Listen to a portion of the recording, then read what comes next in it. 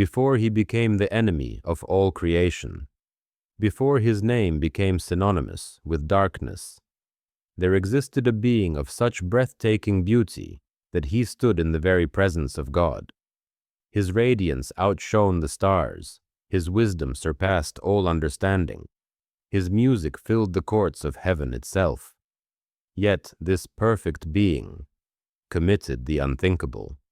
What could cause the most glorious creature ever made to wage war against his own creator?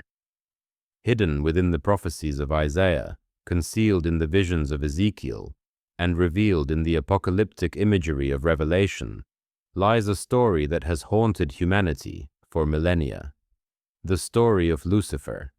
Tonight, we trace the arc of the greatest fall in existence. From his creation in perfection to the moment pride took root in his heart. From his rebellion that split heaven itself to the curse that sealed his fate. This is not merely ancient mythology. This is the origin of the cosmic war still raging today. The question is not whether Lucifer fell, but what happened in those moments before the fall that changed everything. In the beginning, before the foundations of earth were laid, God spoke into existence a being unlike any other. The prophet Ezekiel records the divine testimony. You were the seal of perfection, full of wisdom and perfect in beauty. Every precious stone adorned him: sardius, topaz, diamond, beryl, onyx, jasper, sapphire, emerald, carbuncle. He was a living prism of divine glory, refracting the light of God's presence into colors beyond human comprehension. His very being was musical. The workmanship of his timbrels and pipes was prepared within him on the day of his creation. He did not merely make music, he was music. Harmony itself flowed through his essence. The name given to him was Lucifer, lightbearer, morning star, son of the dawn, and in all of creation, in all the celestial realm, in all the infinite expanse of God's domain, there was none like him. But perfection, as humanity would later learn, is not the same as permanence. Ezekiel's vision provides a glimpse into Lucifer's sacred position. You were the anointed cherub who covers. The covering cherub. This was not a minor role. The cherubim stood in the immediate presence of God, guarding the holiness of the Most High. They were stationed at the mercy seat, the very throne of divine authority. Ancient theologians suggest Lucifer led the worship of heaven, that every hymn of praise, every chorus of adoration flowed through him first. He stood between the created order and the Creator, channeling the worship of countless angels toward the throne. He walked among the stones of fire. He moved through realms of glory that would incinerate lesser beings. His access to God was unparalleled. The angels themselves beheld him with wonder. His authority was second only to the Godhead. His beauty reflected the divine nature itself. Yet somewhere in that perfection, in that nearness to ultimate power, in that position of unmatched glory, a shadow began to form. How does a perfect being conceive of imperfection? How does one who has everything desire what he cannot possess? The book of Ezekiel reveals the moment darkness entered light. Your heart was lifted up because of your beauty. You corrupted your wisdom for the sake of your splendor. It began with a glance, a moment of self-awareness that turned inward instead of upward. Lucifer beheld his own glory and forgot it was reflected, not inherent. He heard the songs of worship, but instead of channeling them toward God, he began to wonder, why should these praises not be mine? Isaiah captured the 5 fatal declarations that formed in his heart. I will ascend into heaven. I will exalt my throne above the stars of God. I will sit on the mount of the congregation. I will ascend above the heights of the clouds. I will be like the Most High. 5 declarations, 5 acts of cosmic treason. In pride's quiet whisper, the war began. But pride never acts alone. It requires followers. And Lucifer's brilliance extended beyond worship to persuasion. The book of Revelation unveils the scope of the conspiracy.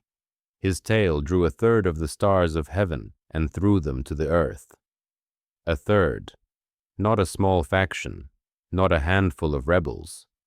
1/3 of the angelic host sided with Lucifer against the Almighty.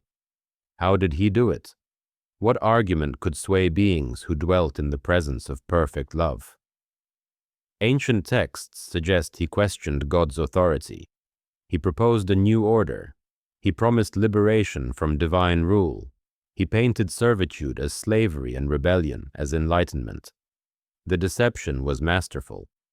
So masterful that beings of pure spirit, who beheld God face to face, chose to abandon their Creator.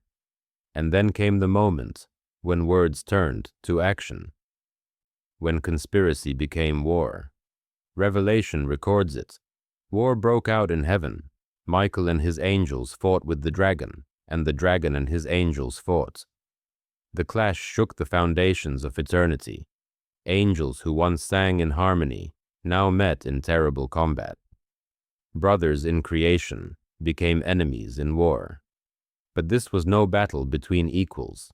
This was creation rising against the Creator.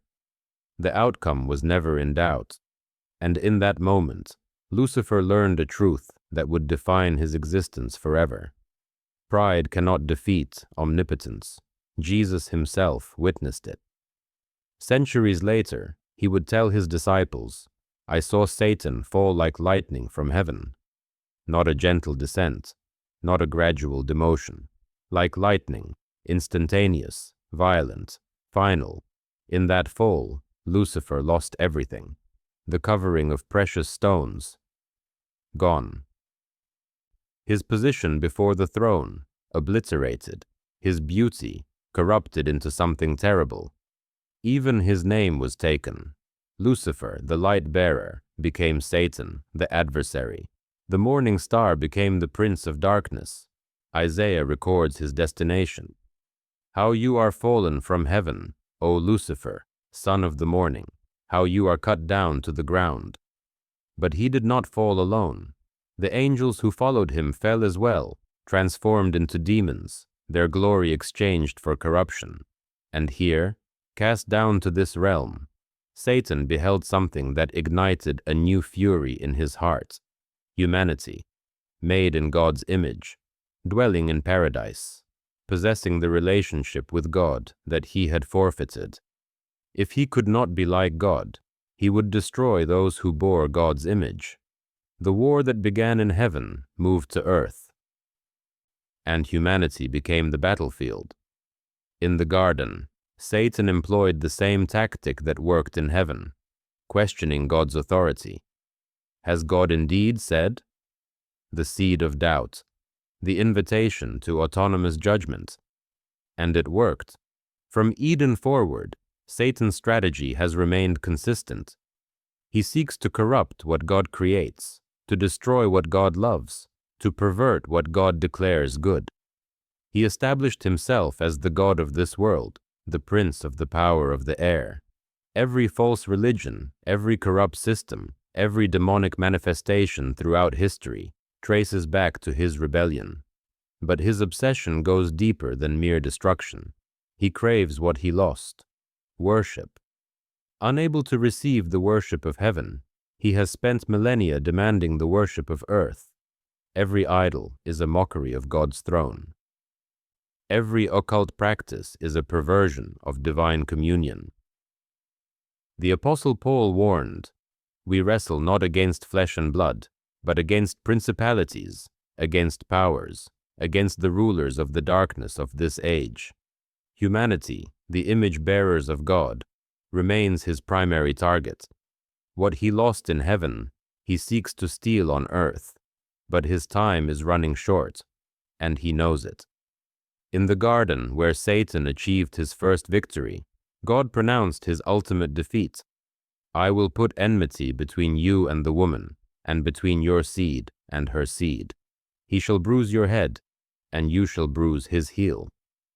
At Calvary, that prophecy found its fulfillment. Satan bruised the heel of the Messiah through crucifixion, but Christ crushed the serpent's head through resurrection. The victory was absolute. Satan's authority over death was broken. His claim on humanity was nullified. His ultimate defeat was sealed. Yet the final chapter remains unwritten. Revelation foretells Satan's last desperate attempt at dominion, his brief unleashing, his gathering of nations for one final rebellion. And then, the end, the devil, who deceived them, was cast into the lake of fire and brimstone where the beast and the false prophet are, and they will be tormented day and night forever and ever. Not annihilation, not a second chance, eternal conscious separation from God. The being who desired to ascend to the highest heights will descend to the lowest depths. And when that final judgment comes, when Satan is bound forever, the universe will finally know peace. The war that began in heaven will end in victory for the Creator. The one who was perfect in beauty will be perfectly judged. The one who led worship will lead nothing. The lightbearer will dwell in eternal darkness. This is the curse. This is the consequence. This is the destiny of pride. But Lucifer's story is not merely about one being's rebellion. It is the cosmic demonstration of a truth that reverberates through all creation. God created beings with genuine freedom, not automatons programmed for obedience, but souls capable of authentic love, which requires the capacity to refuse. Lucifer proved that even perfection of circumstance cannot guarantee loyalty. Even dwelling in paradise cannot prevent pride. Even beholding God face to face cannot force worship. His fall revealed that love must be chosen, not coerced. That relationship requires risk. That free will, the greatest gift, carries the gravest consequences. And it revealed something else. That rebellion, no matter how ancient or powerful, cannot overcome redemption. Lucifer fell and cannot rise. But humanity fell and can be restored. The difference? Grace offered. Sacrifice made. Love triumphant. Lucifer's story is a warning, but it is also an invitation to choose humility over pride, worship over rebellion, eternity with God over eternity apart from Him. The most glorious being ever created chose himself and lost everything. What will you choose? If this journey through ancient mysteries captivated you, you need to see our previous episodes. Discover what existed before Adam.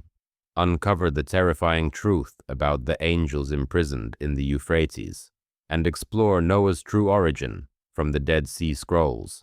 Subscribe now and turn on notifications. These ancient mysteries are being unveiled one revelation at a time. Tell us in the comments, which part of Lucifer's story shocked you most? His original glory, his calculated rebellion, or his eternal judgment? Next episode, we descend even deeper into the mysteries that have been hidden for millennia. The truth is more profound than you imagine.